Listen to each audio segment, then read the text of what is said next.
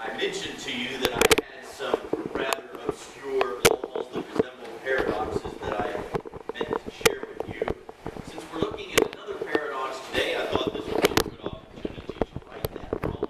So enjoy these random and obscure laws. It says, the law of mechanical repair. Men, you might more closely identify with this one. After your hands become coated with grease or grime, your nose will begin to itch and you'll have to pee.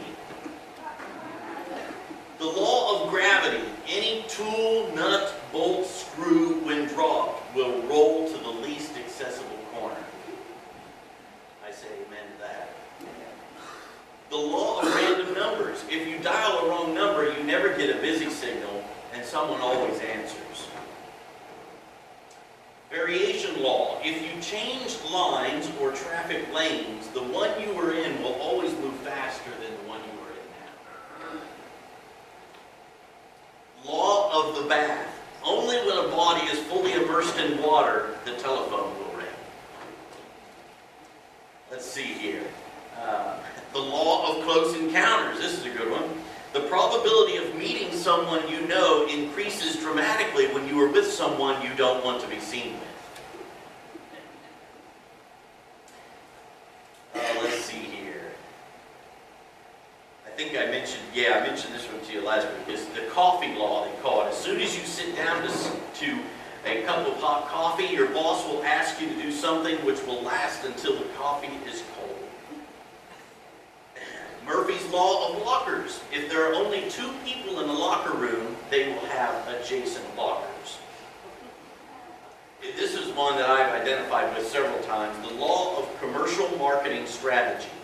As soon as you find a product that you really like, they'll stop making it. And last, but certainly not least, the doctor's law. If you don't feel well, make an appointment to go to the doctor. By the time you get there, you'll feel better. Don't make an appointment, you'll stay sick. This has been proven over and over with taking children to the pediatrician. Amen? I've been there. Well, this week we look into a second paradox. Maybe you would call it a law of being made perfect in weakness. And as I was telling the children, we as a people like to focus on and build on our strengths. Maybe our strengths we like to tell others is the ability to get along with others, or that we're excellent organizers, we're great socializers, and on our boasting of our strengths might go. We, less enthusiastically, most of the time, will face our weakness. And we do sometimes. We have to. It comes through testing. Your pastors go through quite the battery of testing before being appointed to the pulpit. Couples, like the couple I married yesterday, do counseling. If they know what's really good for their relationship, they'll go through premarital counseling to get to know what areas of their relationship are strengths and which are their growing edges. Folks go through a mill of tests to get hired on from many employers, right, Stormy? And sometimes a bunch of them. And through those tests, folks who have just met you can get to know you and more about your strengths and your weaknesses. Sometimes those weaknesses have to do with our mental sharpness or our physical being. Maybe we have poor eyesight. Maybe we're colorblind. Maybe we struggle with anxiety or depression. Those are the types of things that Paul addresses here and testifies to in this well-known piece of his letter to Corinth.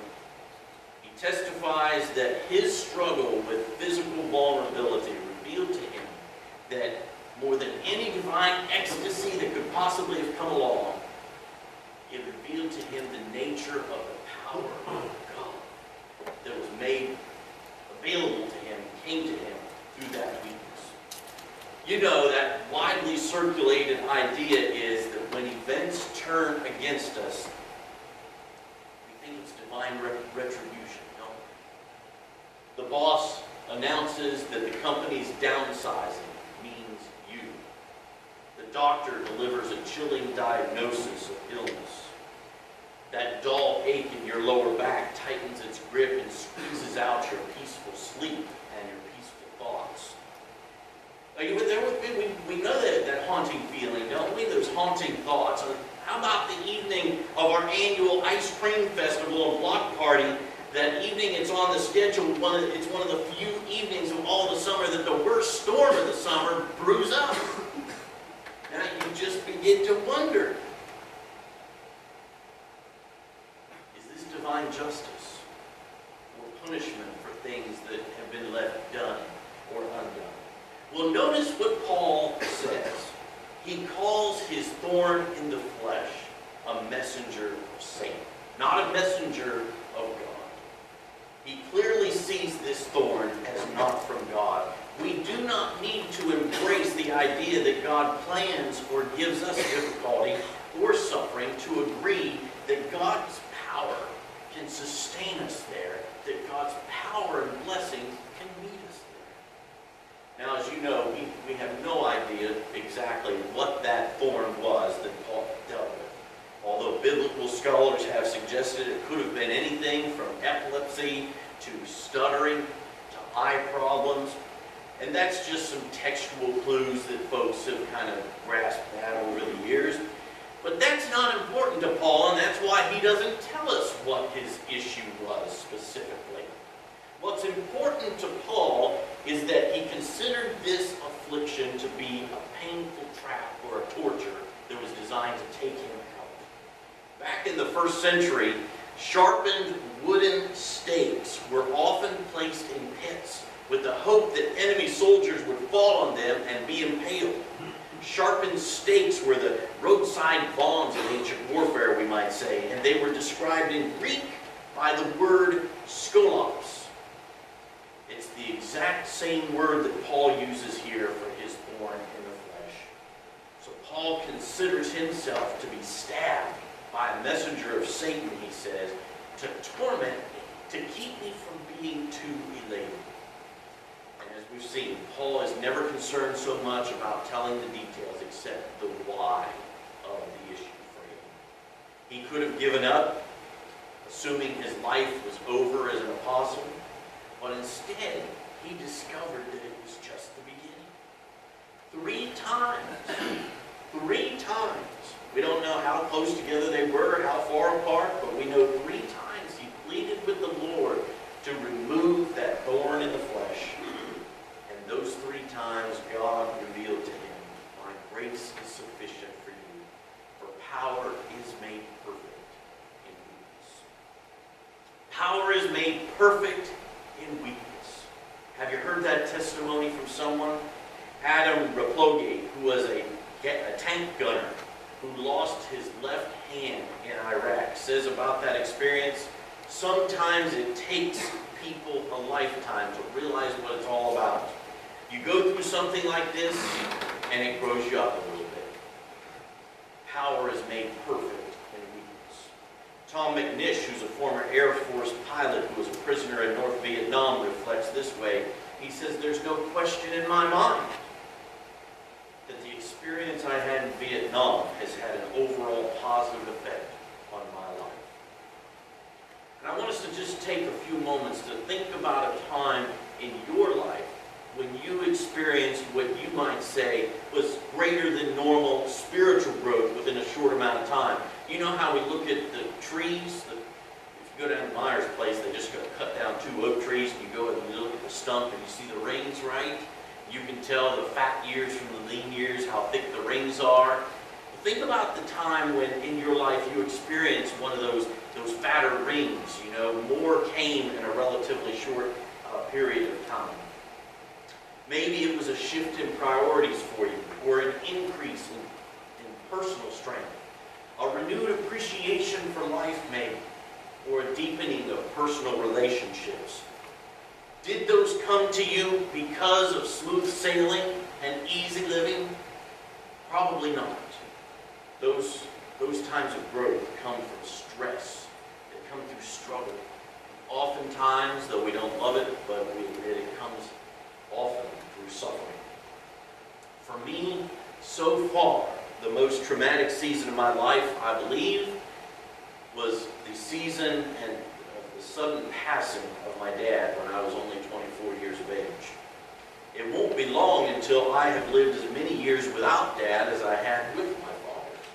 His death came during that season of my life when I was just enjoying my first years out of my undergraduate studies on my own, having a blast, and all of a sudden that unexpectedly happened.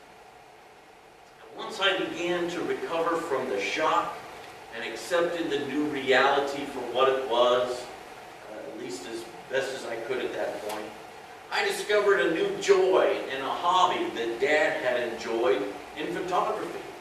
Took up his cameras and started using them, and found enjoyment and appreciation in that. And I also experienced a deepening of relationships with family members. And I suspect that if we were to go around the room, each of us could probably tell a similar tale, and there are bound to be several unifying themes in them. The first of those unifying themes would be that trauma often moves us from isolation to community. Soldiers find that they gain strength and inspiration from each other as they talk about their experiences and injuries and their recoveries. They become more resilient as they offer encouragement and support. The same is true as we gather within our church family to talk honestly about our struggles and to share insights we've gained from our successes and failures. And within the church life, it's typically trauma that moves us from isolation to community. What binds us together as members of Christ's body are those things that we've been very intimately aware of: illness, grief, struggle, adversity, confusion, and crisis. We go through confusion of raising teenagers as parents, overcoming addictions, managing money, adjusting to the loss of a loved one. Whenever we're going through something like that, or many, many other things, there's such tremendous blessing in moving from just being alone to the redeeming community of Christ. That's why God created the church. And second of all, trauma shifts us from self-reliance to God-reliance. And as for congregations, just as it is for individuals, spiritual roots may grow deepest and strongest as we struggle together through experiences that we cannot and would not construct or choose on our own. Whether it's dwindling budgets at any level, or a struggle over issues like human sexuality that's splitting the United Methodist Church right down the middle right now, or the trauma of feeling like our church family unity is fractured. Any one of those things, many more, can easily make or break a congregation. But what makes the difference between make or break is whether we can make that move to risk trusting one another at new levels, and praying knowing what's at stake, and practice that kind of spirit-fueled compassion, forgiveness, and ingenuity that through the Lord's Spirit finds a way when it seems there is no way. It's times like these that those outside the church watch to see how the church lives and loves as Jesus lived and loved. For that's our calling. Even when we're aggravated by a thorn, no matter what it might be. And trust me, the world is watching. Our nation is watching the United Methodist Church, and our community is watching our church. Paul begs that the thorn would be removed, and right now. But the message Paul gets is that God's grace is sufficient in any trauma, in any time, in any situation. And the deal is, brothers and sisters, that sometimes deliverance and victory come by removal of the source of pain. That's just not how it worked for Paul here. The lesson he learned that God will often give us deliverance and victory in the midst of that pain and through it. God's grace is sufficient. God's gift of himself, his gift of Jesus, is enough to overcome any obstacle. And it's something that we can learn as well when we discover that the power of God's grace is in our community of faith and in our increasing reliance on the Lord. Amen. Let us pray together.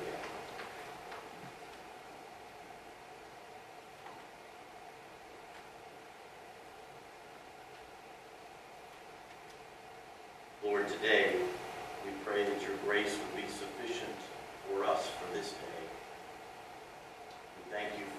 grace that's transformed our lives and continues to transform us. And we pray for an ever more rich encounter of that grace, even through the thorns that we face in our life. In Jesus' name we pray. I invite you to turn in your hymn books to number 507. And we're going to sing 2 times through